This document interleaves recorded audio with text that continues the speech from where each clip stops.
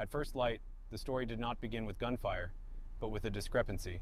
the kind that only appears when someone finally looks closely. Because while later reports would timestamp the operation at 6:11 a.m. in Minneapolis, the investigation itself had been moving quietly for months, driven by auditors, analysts, and caseworkers who kept finding records that were flawless on paper and impossible in reality. And when federal teams finally moved on North River Community Academy, they did so not as a dramatic raid on a school, but as the execution of a conclusion already reached, that the building functioned less as a place of learning and more as a control hub embedded inside a system that rewarded compliance and punished curiosity. And so, when agents surrounded the snow-covered campus and resistance erupted from unexpected corners, it only confirmed what the paperwork had already suggested, that this was not an isolated fraud, but an organized structure prepared to defend itself.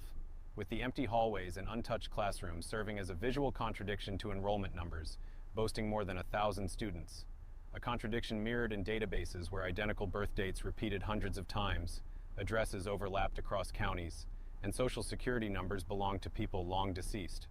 all of it signaling that the real activity of the institution had never involved children learning, but rather money moving, approvals flowing, and oversight dissolving into routine.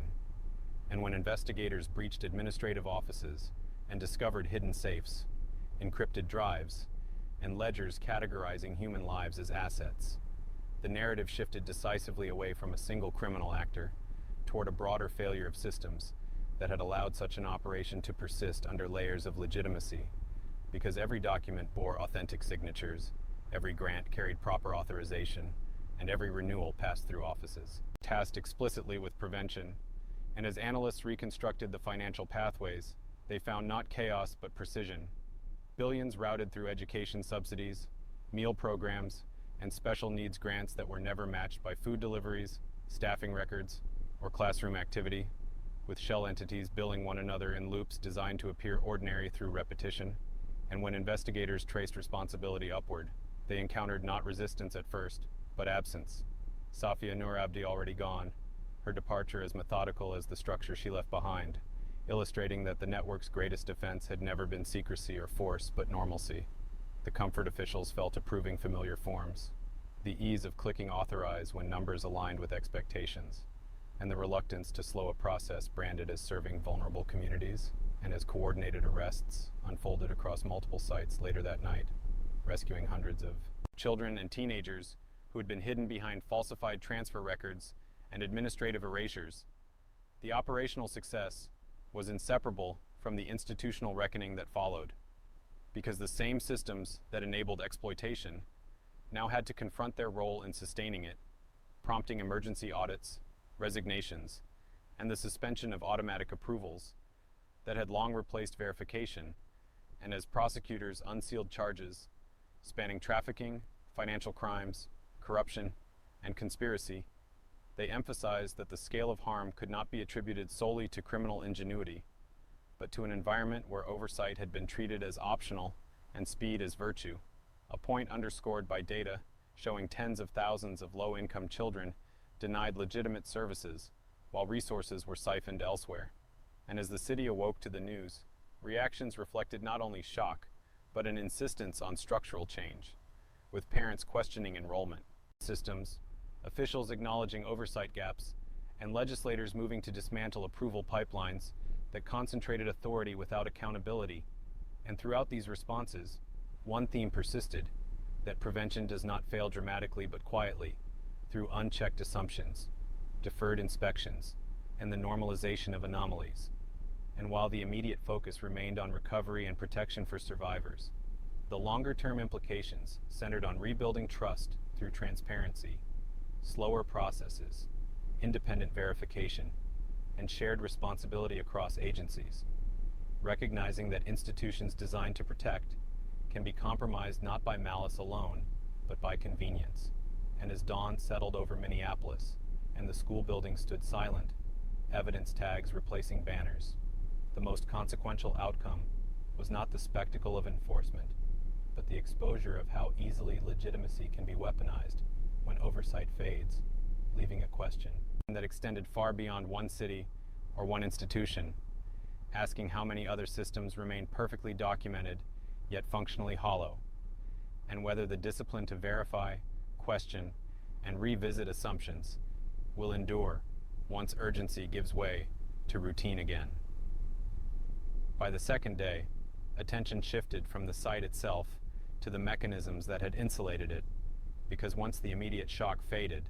investigators began mapping how warnings had surfaced repeatedly and then vanished into process, with early complaints logged years earlier by substitute teachers who noticed classrooms without students, by cafeteria vendors whose delivery manifests never matched consumption, and by social workers who could not locate children supposedly enrolled full-time. Each report entered into a system that acknowledged receipt and then dissolved responsibility across departments until no single office owned the question. And this diffusion was not accidental but structural, a design that prized throughput over scrutiny, where compliance meant forms were complete rather than realities verified. And as oversight agencies reviewed their own histories, they found audit flags overridden by discretionary waivers, site visits postponed due to staffing shortages, and risk scores manually adjusted downward to avoid triggering resource-intensive reviews, decisions that seemed minor in isolation, but catastrophic in aggregate, because each deferral extended the lifespan of the operation, allowing financial flows to deepen and human harm to compound. And as financial forensic teams reconstructed timelines, they discovered that the network expanded most aggressively during periods of policy acceleration, when emergency funding streams loosened controls in the name of speed, revealing how crisis-driven governance can unintentionally create ideal conditions for exploitation, especially when programs rely on self-reporting and post-disbursement verification. And the deeper the inquiry went, the clearer it became that the operation had not exploited loopholes so much as standard practice, using the same templates, vendors, and approval pathways trusted institutions used, differing only in intent, which made detection difficult, not because the fraud was invisible, but because it looked familiar. And this realization reframed the investigation from a hunt for bad actors to an audit of assumptions, forcing agencies to confront uncomfortable questions about how often they equated legitimacy with paperwork and equity with volume. And as hearings convened, testimony revealed that employees who raised concerns were often redirected rather than dismissed, told that their observations were anecdotal, culturally insensitive, or outside their scope, illustrating how organizational language can neutralize dissent without overt retaliation. And as legislators demanded timelines, the chronology exposed that intervention had been possible at multiple points, years earlier, had any one office been empowered to pause the process entirely. And this absence of pause became the central failure because momentum replaced judgment and scale substituted for proof. And while arrests and indictments continued to dominate headlines, internal reforms quietly began, with agencies freezing automatic renewals, cross-checking enrollment against independent databases, and reintroducing physical verification requirements long deemed inefficient, measures that slowed approvals but restored traceability. And as communities sought answers, officials acknowledged that trust could not be rebuilt through assurances alone, but through demonstrable friction, visible checkpoints that signaled verification was no longer optional. And amid this recalibration, attention turned to the children whose identities had been reduced to entries, many now requiring relocation, counseling, and long-term support. A reminder that the cost of administrative failure is not abstract but lived. And as recovery efforts unfolded, the case became a reference point nationally, prompting reviews of similar institutions elsewhere, revealing patterns that suggested this was not an anomaly, but an extreme manifestation of a broader vulnerability. And the lesson that emerged was stark, that systems optimized for speed and scale without embedded skepticism will eventually be optimized against themselves. And as the story moved from revelation to reform, the question facing policymakers was not whether more rules were needed, but whether the discipline to enforce existing ones could survive pressure, convenience, and fatigue, because the true test would come later, when attention shifted elsewhere, and the temptation to trust the familiar returned, challenging whether the memory of this failure would harden into structure or fade back into routine. As scrutiny widened beyond the original jurisdiction, parallel reviews uncovered how interconnected vendors, consultants, and compliance firms had quietly standardized practices across multiple regions, creating an ecosystem where approval language, risk assessments, and remediation plans were effectively interchangeable, which meant that once one node failed, the logic of that failure could replicate elsewhere with alarming efficiency. And investigators noted that this homogeneity, marketed as best practice, actually masked anomalies by making everything look uniformly compliant. So when irregularities appeared, they were interpreted as acceptable variants rather than warning signals. And this realization prompted a reassessment of third-party oversight itself, because many of the safeguards meant to ensure independence were funded by the very programs they audited, producing incentives to keep findings manageable rather than disruptive. And as emails and internal memos surfaced, they showed a recurring pattern of caution framed as pragmatism, with phrases like operational burden, stakeholder sensitivity, and implementation risk used to justify inaction, revealing how bureaucratic language can transform ethical concerns into logistical inconveniences. And as reform proposals circulated, resistance emerged not from overt opposition, but from quiet recalibration, narrowing scopes, extending timelines, and piloting changes indefinitely. Tactics that preserved the appearance of responsiveness while delaying substantive change. And yet pressure mounted as media attention persisted, forcing agencies to commit publicly to benchmarks, including transparent reporting dashboards, independent data reconciliation, and whistleblower protections with real teeth, not just policy statements. And as these commitments rolled out, early results showed fewer approvals, slower growth, and higher denial rates, outcomes initially criticized as inefficiency, but later recognized as evidence that scrutiny was finally functioning. And within affected communities, trust rebuilt unevenly, because while some welcomed stricter controls,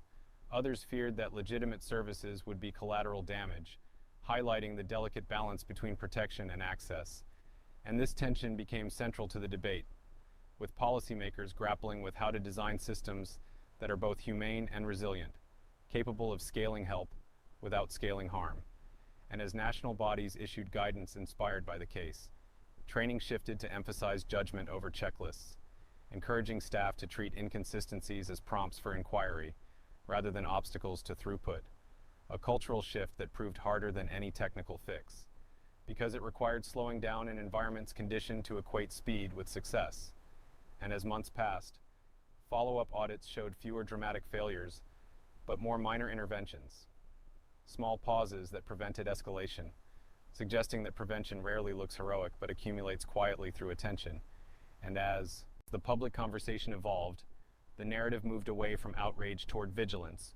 recognizing that no system is immune to exploitation,